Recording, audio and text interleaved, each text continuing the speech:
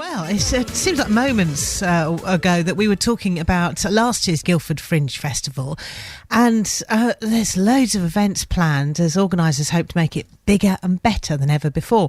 Now, this was the big plan of Nick Wishner, who we spoke to last year, and there are interesting plans afoot for this year's festival.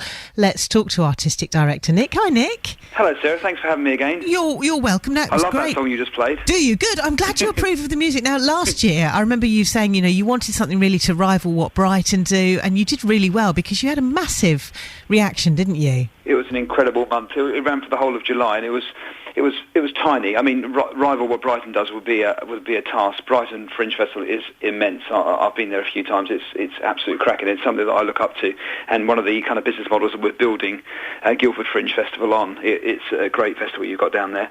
But yeah, we did it for the whole month. We had one venue. We had 33 events, and my plan for this year was to have 5 venues and over 50 events. And this year we've actually got 9 venues across Guildford.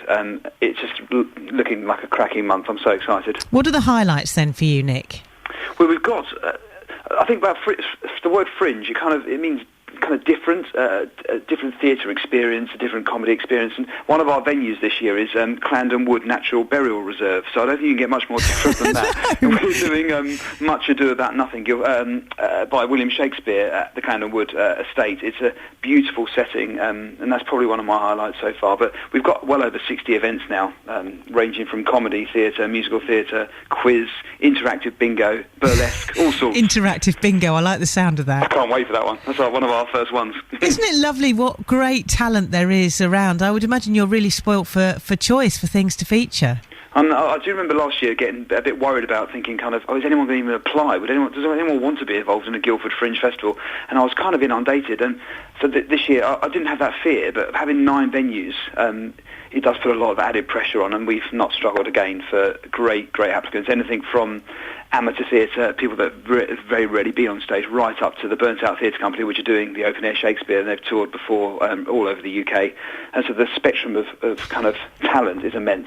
And what's great as well is that obviously, a very mixed bunch of people that will be coming to this, and it sounds like there's going to be pretty much something for everybody. It really is, yeah. That's kind of the idea. It's a multi-art open access festival, so anyone can be involved, and literally anyone can come and see it. We're going to be doing kind of performances on the high street, free events in several of the venues.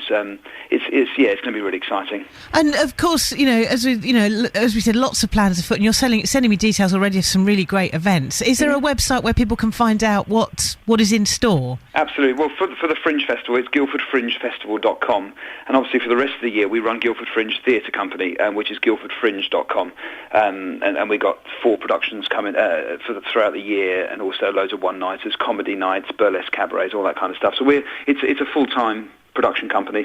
Well, Nick, looking forward to featuring some of these events and talking to you as these, and it probably would just seem like moments before they are actually upon us, and very good to catch up with you. Andrew, thank you so much, Sarah, for joining us on the show. Thank you for that. Nick Wishner there. Of course, you can look online and find out more about those events all on the way in Guildford.